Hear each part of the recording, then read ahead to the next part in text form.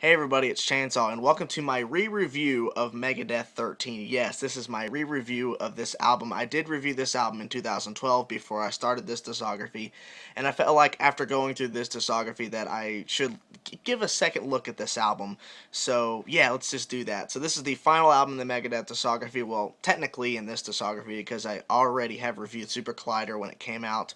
So anyways, guys, let's talk about 13. So, I'll tell you this. I originally thought when 2012 when I reviewed this album the first time that overall the big picture is that I did not necessarily like the album that much. There were some songs I liked, but overall I just didn't really enjoy this album. And basically a year later, looking at this album again for the second time after the discography and seeing the album afterwards after 13, that I feel like 13 flows better than I remember last year. Some of the songs that I didn't necessarily enjoy, or some of the things musically on this album that I didn't enjoy last year, I'm enjoying this year, and I think that contributes to the two things, like I just mentioned, the discography and learning about the history of Megadeth and basically them evolving each album and learning about the 80s and 1990 Megadeth and the 90s Megadeth, and basically this fusion of both worlds in the 2000s, that it really showed me exactly what Megadeth have gone through, and I think that has part of why I like this album more. And I think seeing the album afterwards, 13, that maybe that has something to do with it as well. I'm not 100% sure, but maybe it's just that music grows. Maybe it's that argument that people use that music grows on you. So maybe it's part of that too. But I think it's a multiple things of why I think this album, why I like it better. Basically, what I'm trying to get at. The only lineup change is that David Ellefson is finally back in the band after much needed time for him to come back, because a lot of people have been waiting for him. Please come back, and he finally came back. And so we have him now back in the band. James Lomenzo is gone. And the thing that I really didn't talk about in the first review is the fact that some of the songs in this album are old stuff that they did not use on previous albums. I think in 2007 on United Abominations, a demo version of Black Swan is featured on a special editions. I think somewhere around there. I know that you can find the demo version of Black Swan, which is now on 13 4 years later. And the thing is that when I heard and was reading about that and stuff, I kind of ignored it the first time. But looking at it now, that some of the riffs, some of the songs like Black Swan, for example, where is unused material that they're just throwing into the mix and basically creating now for us. It made me go kind of, but then again, bands do that. Bands use old material or unused material from previous albums and use them in later dates for later releases. And so I can't really complain, but it's just kind of like, well, maybe this album would be different if they used all original, all new material. I'm not saying the old stuff's not original. I'm saying is all new material for this new album and not use some old material and new material, because some of the songs in this album are brand new material. And the fact is that the one thing that I really still have a gripe with, and I enjoy the song Sudden Death, but that song was written for Guitar Hero, a Guitar Hero game, and they decided to throw it in on this album, and it's weird because Sudden Death compared to the rest of this album, except for the song Never Dead, but basically the rest of this album compared to Sudden Death, which opens the album, it feels really strange to go from Sudden Death, a very aggressive, in-your-face track with a lot of aggressive thrash riffs, a slowed down chorus, and basically solos throughout the entire song that was written especially hard because it's for a Guitar Hero game to challenge the players. And then we go to the rest of the album that is not even up to the same level technicality of the level of Sudden Death, and I think that's just kind of weird. But maybe that's just me. But for me, that's just a little bit different and out there, and I'm just like, that doesn't really fit. Maybe if you put on the end of the album and just say, here's a bonus track for a special edition, but it's the opener, so I don't get that flow. It just doesn't flow right to me, thinking of this as the opener to the rest. But maybe that's me. But yeah, so some of the things that were really different about this second time around that I enjoyed that I didn't enjoy before.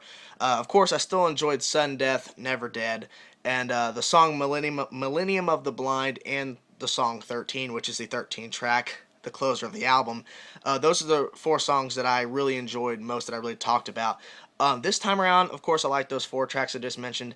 I enjoyed the song Guns, Drugs, and Money. I still don't like the chorus. That was a gripe that I had the year before. I don't know if I mentioned it in the video, but I don't like the chorus for Guns, Drugs, and Money. I don't like that. But I like the musicianship and some of the lyrical content, some of it.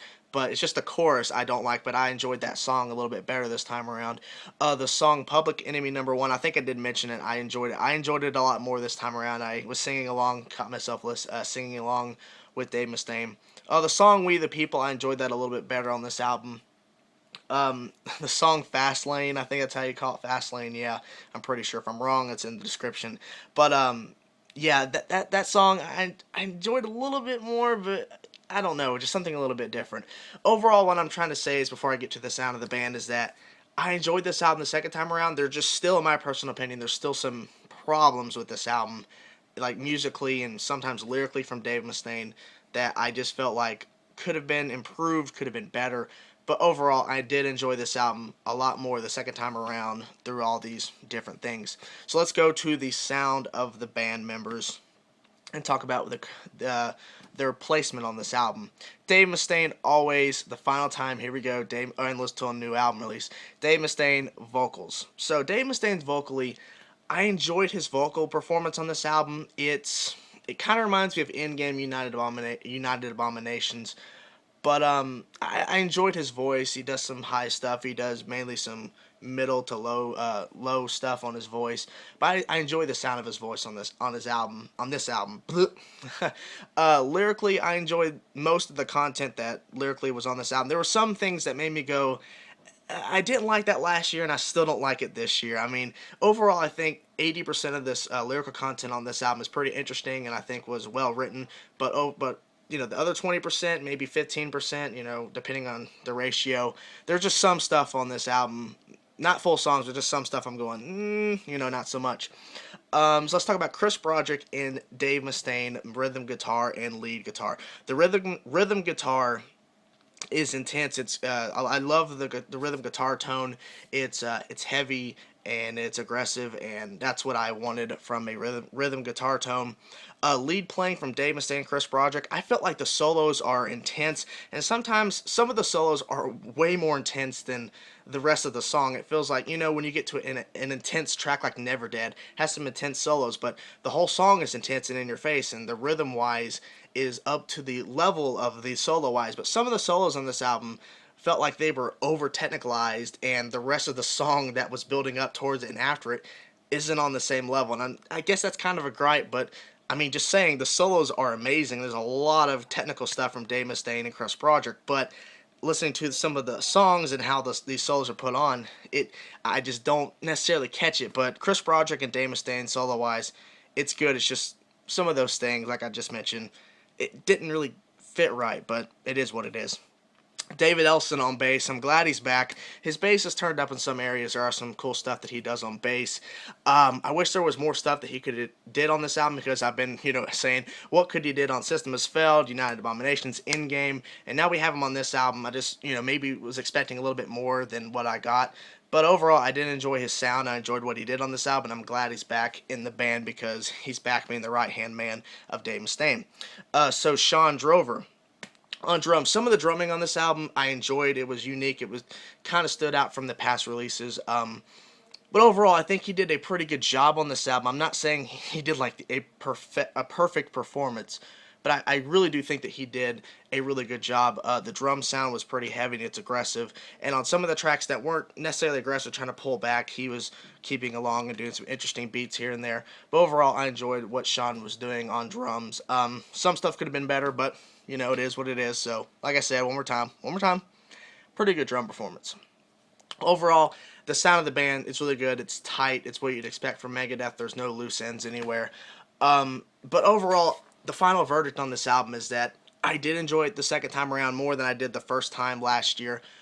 There's still some things that I didn't like that this year that I didn't like last year, and I still hold to the fact that there's still some musical stuff wrong. But overall, I enjoyed this album a lot more, and I think it's a pretty decent album from Megadeth, and some pretty interesting tracks, and I will probably go back to listening to it from time to time, because I'm enjoying the album more, so it is what it is. So that's the review, guys. If I had to give a rating, which I'm going to give a rating, I'm going to give this album a 8 out of 10. That's probably pretty high for some of the negative stuff that I had to say, but there are some really interesting stuff and really cool moments that I really enjoy from this album, so I have to give them props for writing some really good material and keeping my interest and made me keep repeating this album over and over and over for a couple more times than I really thought I was going to, but I kept repeating it, so I have to give them props for that. So thank you guys for watching. If you liked the video, like the video. And if you like me and you want to see more, click my name or subscribe to see more. Thank you guys for watching. See ya.